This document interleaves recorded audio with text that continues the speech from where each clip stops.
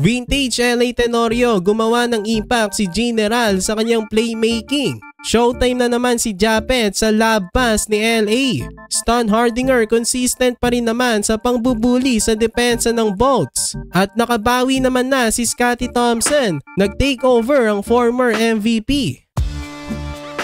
Barangay Ginebra versus Meralco Bolts. May pagkakataon na ang Bolts sumabante ng 3-1 kung mananalo sila ngayong araw. Habang susubukan naman ng Barangay Ginebra na maitablang serye. Sa start ng first quarter, naka-score agad si Scottie Thompson mula sa labas. Kinakailangan nga ng Ginebra ang kanyang scoring ngayong game. Maganda nga rin ang simula ng kanyang mga teammates. Si Stan consistent pa rin sa kanyang pagdodomina sa painted area. Habang si LA Tenorio active naman agad sa pagse-setup sa kanyang mga teammates. Umabante agad ang Ginebra ng 10 points, 12-2. Patuloy ang pangbubulldoze ni si Stan, naka-end 1 play. Vintage LA Tenorio, defense to offense, 3-pointer by the General. May pahabol pang 3 itong si Maverick Ahamnisi, natapos ang first quarter lamang ang Ginebra, 31-15. Sa start naman ng second quarter, Japet Aguilar sinupalpal si Chris Banquero.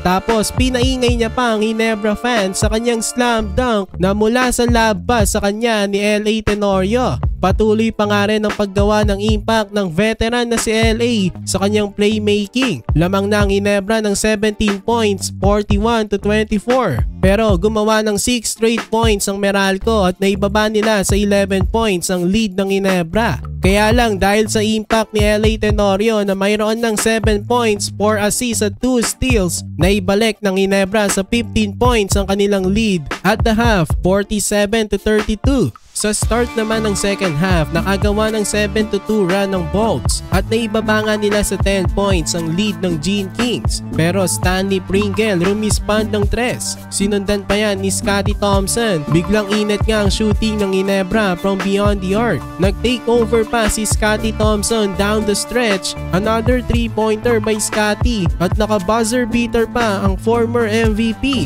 Natapos ang third quarter, lumobo na sa 24 points ang lamang ng Ginebra, 73-49.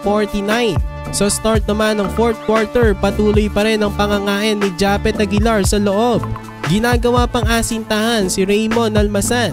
Huling-huli naman si Cliff Hodge na naniko kay Scottie Thompson. Natawagan ng flagrant foul, penalty 1 si Hodge. At dahil nga natawagan na rin siya ng technical foul kanina, automatic ejection iyon. In the end, nanalo ang Barangay Ginebra at tatabla na ang serye sa 2-2.